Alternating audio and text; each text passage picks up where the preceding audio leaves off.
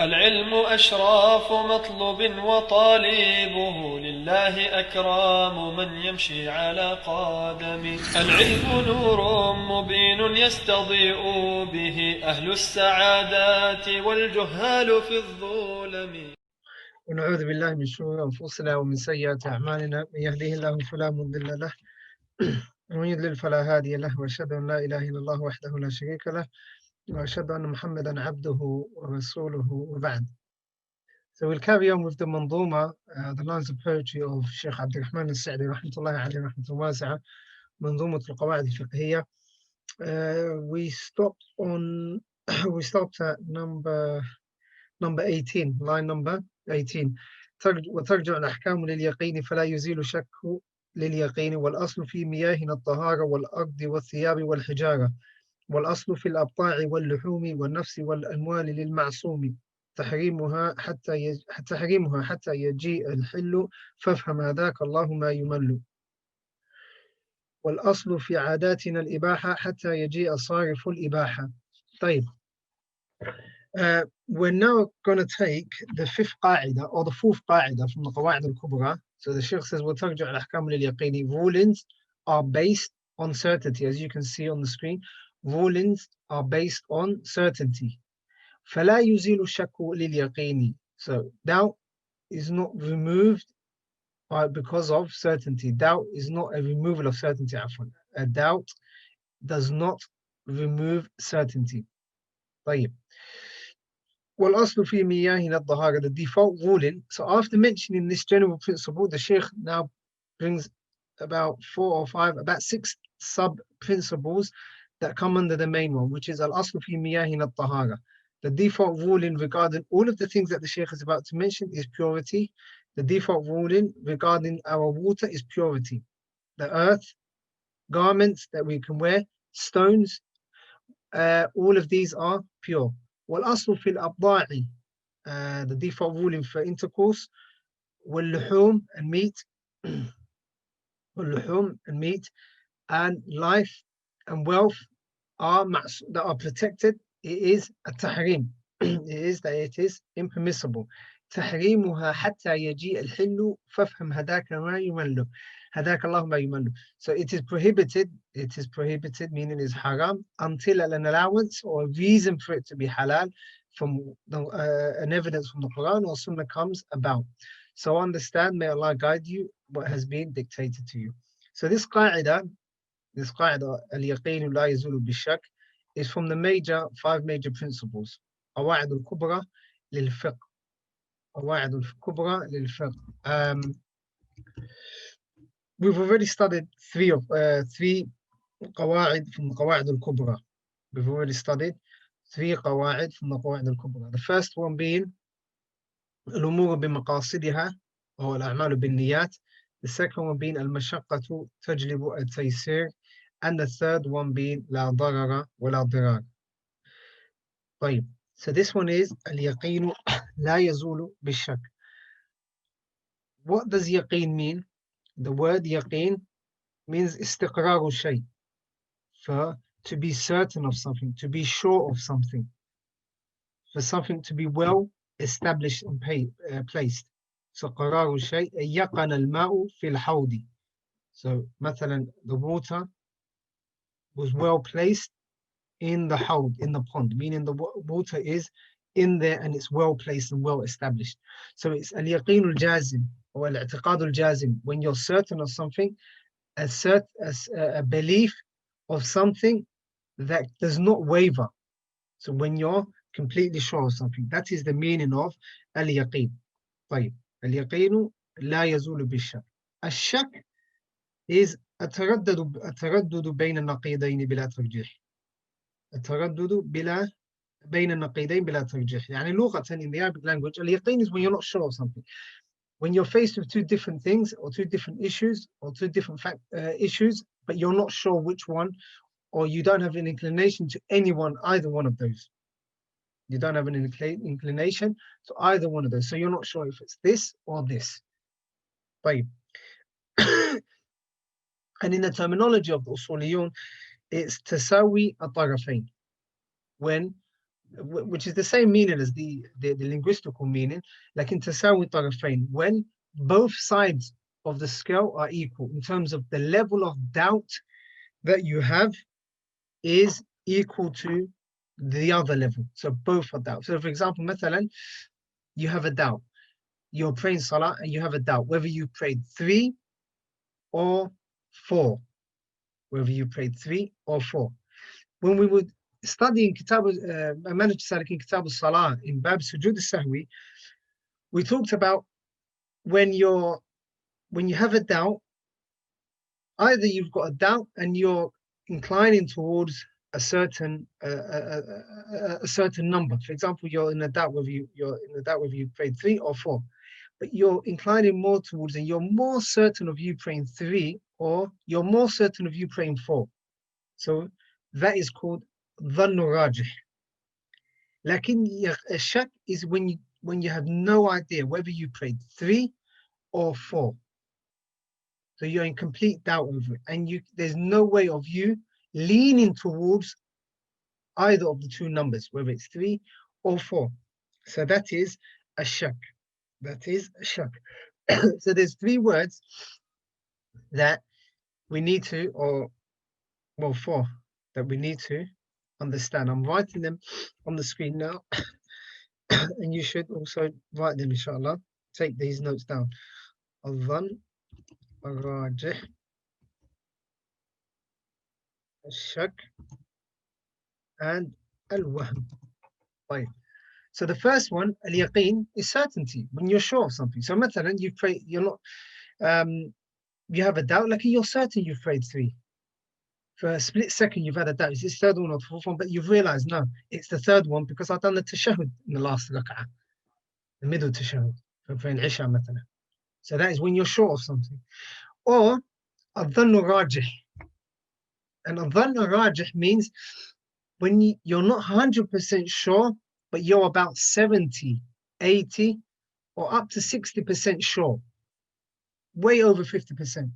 So مثلا, you're now praying Isha and you're in the third rak'ah, or you think you're in the third rak'ah, or you thought you was in the third rak'ah, but you have a doubt. Lakin, there's a possibility of it being your fourth rak'ah. Lakin you realize, hold on, last rak'ah I prayed tashahhud, the middle tashahhud, and then I got up. So you're obviously leaning more towards the fact that you've prayed 3 rak'at, because you've remembered that you just prayed tashahhud 1 rak'ah ago. So that is called al-dhann rajih. Al-dhann rajih. طيب. You will find, let me just complete the shak first. And shak is the opposite to that. You have no idea whether you prayed 3 or 4. You're faced with 2 different issues. You have no idea which side or which number to lean towards. So that is tasawi tarafain. You're not sure whether it's 3 that you prayed or 4. As for what to do, then obviously we shall see, inshallah, as the hukum. Al-wahm is when you think you know the number, like you're mistaken.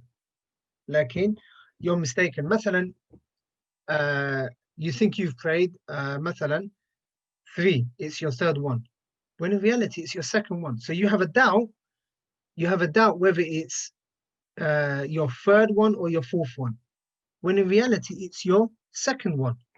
Or مثلا, for example, you're in class, and then the teacher asks, is مثلا fulan, is Muhammad in class? And you say, na'am, he's in class. He came to class, he was in class earlier on. When in reality, the person you saw was Ahmed or another student, but you thought it was Muhammad. So that is called wahm. Is when you're wrong or you're mistaken, and you're, it's obviously a mistake. It's not intentional, like it's a wahm.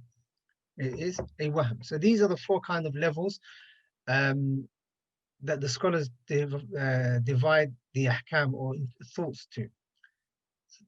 So al-yaqeen and al-dhannu rajih, ahkam are built upon them.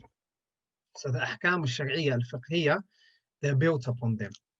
They're built upon these 2, al-dhannu rajih. So even if you're leaning towards the fact that you prayed 3 rak'at as to 4, then you carry on as if you prayed 3, and then you do your 4th one. But you're not sure, but you're leaning towards that side. And again, yaqeen as well when you're certain of something. طيب, as for shak, then you leave it off. So the meaning of the qa'idah, the general meaning of this qa'idah is, if you're certain of a action, if you're certain of something, this certainty that you have, this firm conviction that you have, cannot be removed with a doubt that has come to you. So this yaqeen, this certainty that you had, will not be removed and cannot be removed by a certainty. And we shall see in the examples, inshallah. طيب. However, what is the certainty that is being referred to? So a doubt, so we're saying al-yaqeen, if you're certain of something, but you have a doubt. We're saying this doubt, this shak, doesn't affect it.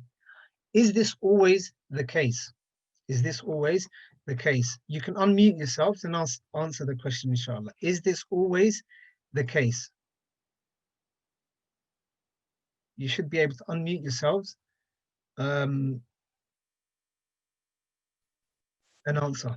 Is this always the case, whereby every single certainty that you can come across, that you have, can never be removed by shak, by doubt? Under no means, under no circumstances. Is this always the case? Think outside of the box.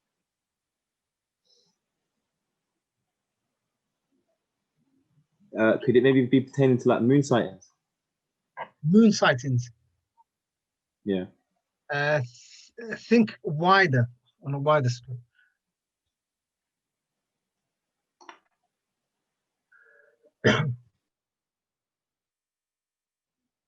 If I say it, you'll all say, ah, that's what it meant. Al-yaqeen la yazulu bi-shak. The general meaning of the qa'idah is, if you're certain of something, and then you have, by way of emergency, a quick doubt, a shak, and regardless of the level of this shak or the level of this doubt, it will never remove this certainty. Is this always the case?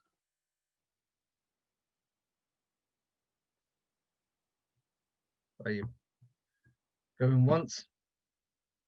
Going twice? No one? I don't think it's always the case, but I can't think of an example.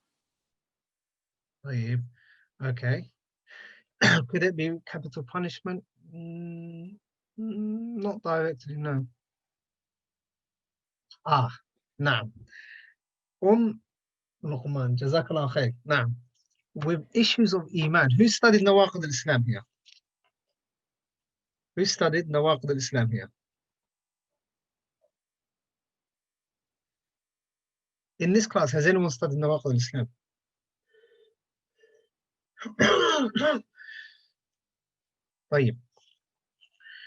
There are 4 ways for a person. Now, there are ways that a person can leave the fold of Islam. 4 ways. Does anyone remember these? Does anyone remember these 4 ways that a person can leave the fold of Islam?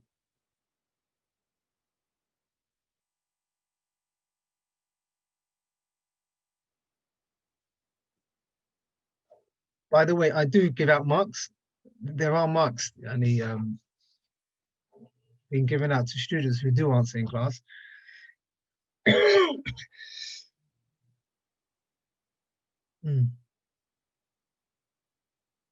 Yes, act of kufr. How can this act of kufr happen? How?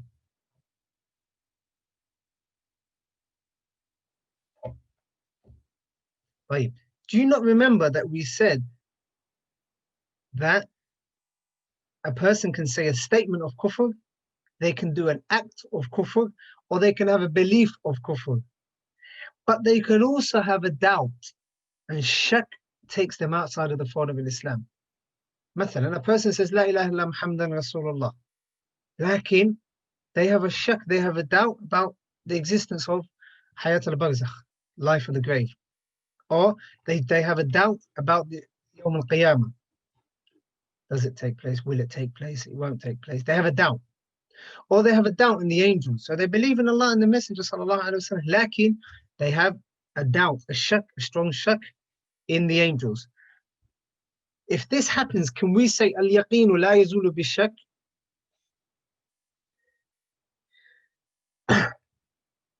If this happens, takes place, wal-iyadu billah, can we say al-yaqin la yazulu bi-shak? No, we can't say al-yaqin la yazulu bi-shak. Why? Because for this shak, this person has disbelief. They have fallen into an act of ridda, apostasy, wal-iyadu billah. Right. What if it's due to jahl? That's something else. That is something else. That is the mawani'. There are conditions, before obviously saying to someone you're a kafir, there are conditions that have to be met and prohibitions, preventions that have to be removed. Like I'm talking about generally. So there's difference between the general ruling and a specific ruling. So I'm talking generally. So if a person matalan says, no, I have a doubt in the angels, then they're kafir. Like, and it may be that that specific person may not have a doubt, may have a doubt and still not be a kafir. How? They might have reverted to Islam 2 weeks ago. And here you are telling them about things that will happen Yawm al-Qiyamah, and they've never believed in any of this. They've never believed in any of this. And they haven't seen anything from the Quran or the Sunnah. You haven't provided them with evidence. So the specific ruling is different. Like I'm talking generally. So ala kulli hal, this ruling, Shaykh Salih al-Usaym hafidhahullah mentions this fa'idah in his explanation of Qawaa'id al-Fiqhiyyah. So he says that al-yaqeen, certainty, is divided into two. Al-yaqeen al-talabi wal-yaqeen al-khabari. Al-yaqeen al-talabi is the yaqeen, the certainty of commandments, when someone's been told to do something. And what is connected to that is the commandments and the prohibitions. And the khabar, al-yaqeen al-khabari, is to do with believing and not believing. Belief and disbelief, yani iman. So for the yaqeen al-talabi, the yaqeen that we're meant to do actions whereby there's a command and there's a prohibition connected to it, then yes, for these ahkam are the ahkam al-fiqhiyyah, the ahkam al-fiqh, then we can say al-yaqeen la yazulu bi-shak. Mathalan, if you know that you've prayed, you're certain you prayed Salat al-Asr before the class, and then you have a doubt, this doubt will not remove the certainty of you having prayed. Likewise, if you've made wudu and you know you're certain you've made wudu, then you have a slight doubt. This doubt will not remove your yaqeen. And we shall see in the examples, inshallah. Lakin when it comes to al-aqidah, aqidah is different. There's takdeeb and tasdiq connected to it. So with this one, with this type of yaqeen, we can't say al-yaqeen la yazulu bi-shak, because it negates the fact that a person can have a doubt and leave the fold of Islam. Usul al-ridda being four, from them is a-shak, having a doubt. So that is a fa'idah that Shaykh Salih al-Usaym hafidhahullah mentions in his explanation. Right. This qa'idah, in terms of the importance of the qa'idah, this is probably one of the most general principles in fiqh, along with al-a'mal bin niyat, al-a'mal bin niyat, and along with al-mashaqqatu tajlibu taysir, and along with la dara wa la dira. It's from the Qawaa'id al-Kubra. And there isn't a chapter in the abwab of fiqh except that we can apply this qa'idah. Sorry, just to go back to what I was mentioning, the fa'idah of Shaykh Salih al-Usaym hafidhahullah. The scholars don't mention this. When, like, mathalan, you won't find the scholars of Qawaa'id al-Fiqhiyyah or the scholars when they're explaining the books of Qawaa'id al-Fiqhiyyah or usul explaining this mas'ala. Why is that? The reason is because they already talk about it in the books of fiqh. Right at the end of Kutub al-Fiqh, there's a bab called Bab al-Ridda, the chapter of apostasy. In that chapter, the scholars talk about usul al-ridda and how a person can disbelieve, whether it's a statement, an action, a belief, and so on, and a doubt. Right. As for this principle, the importance then is that this principle can be applied in every single chapter, and it can be used for fatwa in every single chapter. And we shall see in the examples. Mathalan, tahara. If a person makes wudu and then they have a doubt they've broken their wudu, they don't give attention to this doubt. They look at the yaqeen, which is that they've made wudu. Well, acts and the opposite. If they're sure that they've broken their wudu, and then there's a doubt whether they've made wudu or not after having broken their wudu by way of certainty, then they need to make wudu, because the yaqeen is that they have made wudu. The yaqeen is that they have broken their wudu. مثلا الآن it's Ramadan and the sun is about to set. It's just after Asr and there's only about 10 minutes left till Maghrib. Right. And then we have a doubt, or even 20 minutes left. And it goes really dark. We have a doubt whether the sun has set or not. What do we apply? How do we apply this principle? We apply it by saying it is still daytime. Why? Because we are certain that it was daytime, and we have a doubt that the sun has set. Therefore, we'll apply the yaqeen, which is that it is daytime. And the opposite as well. If it's mathalan just before Fajr, just before the time of, just at suhoor time, and then we have a doubt, has the day started or has it not? Has the fasting started or not? Then the yaqeen is that it was nighttime. It is nighttime. What do we do? And we have a certainty of whether the day has started or the fasting has started or not, whether dawn has reached or not. Then we apply the principle of al-yaqeen la yazulu bi-shakk, and we say the asl is that it is nighttime. Nighttime. Mathalan, talaq. A man and his wife have an argument. A man and his wife have an argument. Or someone comes to a man and says, you've divorced your wife. And he goes, no, I've not divorced my wife. No, you've divorced your wife because you've been away for 5 years, mathalan. Or you've been away for 6 months, mathalan. So there's a shak there, whether he has divorced or not, or the fact that he's away. Has she gone to a hakim, a Muslim judge, and gone to him and asked for a khulu' and so on? There's a doubt. Like in the yaqeen is what? That he hasn't divorced her. Likewise, if he has an argument with her, has a quarrel with her, and they exchange a lot of words. They exchange a lot of words after having a heated argument. What do? She says, he divorced me. He says, la. The yaqeen is that he hasn't divorced her. The yaqeen is the nikah. The yaqeen is the nikah. Right. And the shak is that he has divorced her. What do? Apply the yaqeen. Apply the yaqeen. طيب. مثلا. طيب. So if we look at the evidence for this principle, the next point, the evidence is for this principle.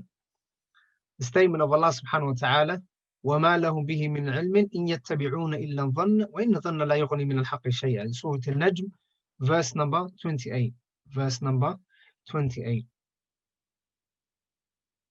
وَمَا لَهُمْ بِهِ مِنْ عِلْمٍ وَمَا لَهُمْ بِهِ مِنْ عِلْمٍ. They have no knowledge of it. إِنْ يَتَّبِعُونَ إِلَّا الظَّنَّ.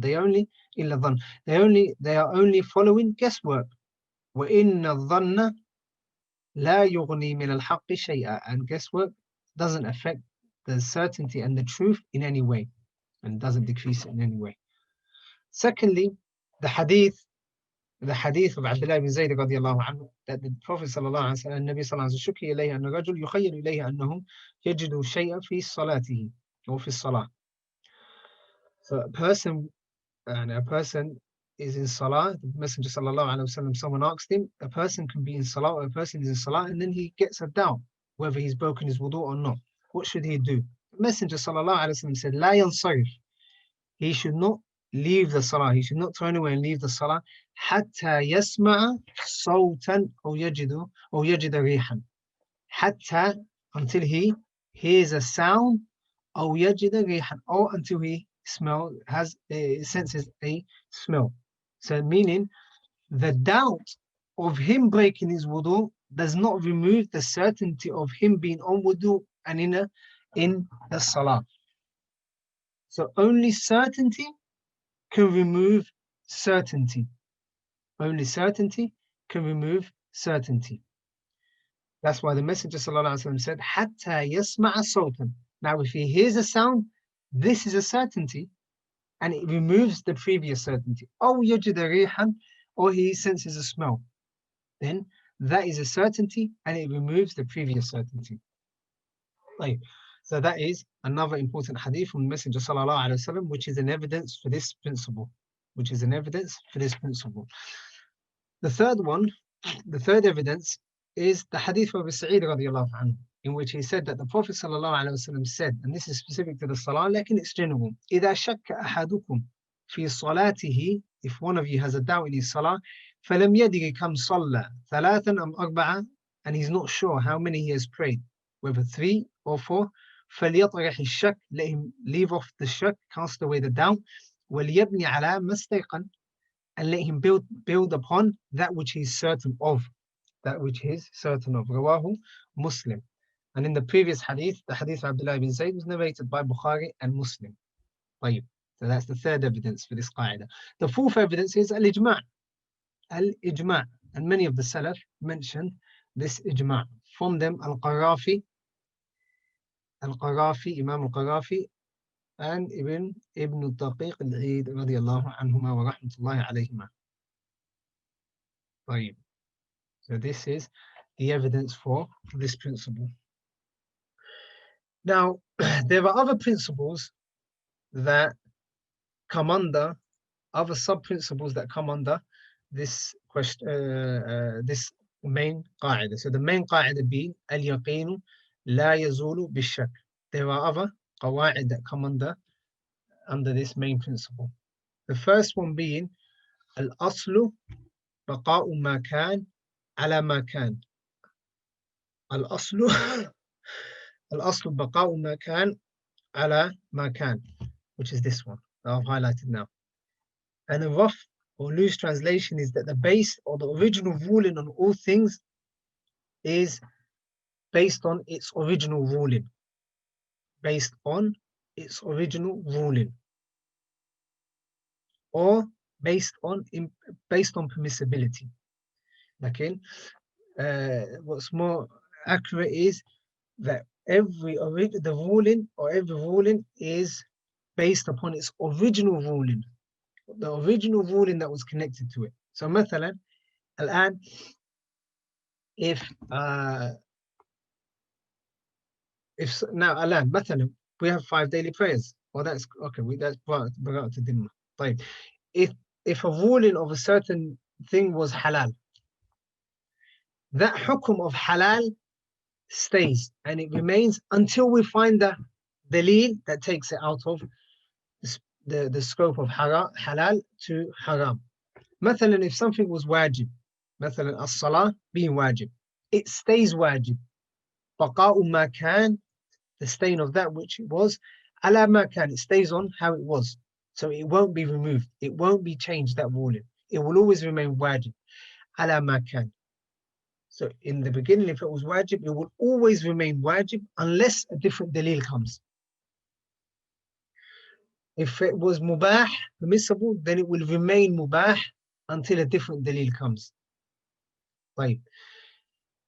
The meaning of asl is al-qa'ida al-mustamirra.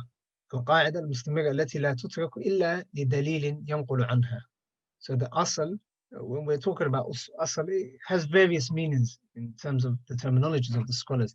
Like in al-asl here, that we shall see here and in the next few principles, is that the general principle that we stay focused on is baqa'u ma kan ala ma kan. So that's the first principle. The second one is al-aslu bara'atu dhimma. Al-aslu, the origin of the ruling is that it is the removal of burden. The asl is the lack of burden or the lack of responsibility. So, مثلا براءة الذمة, البراءة or براءة الذمة, how do we apply it? مثلا, how many days, how many salahs do we pray? How many wajibat are there in the day? How many wajib prayers are there? 5.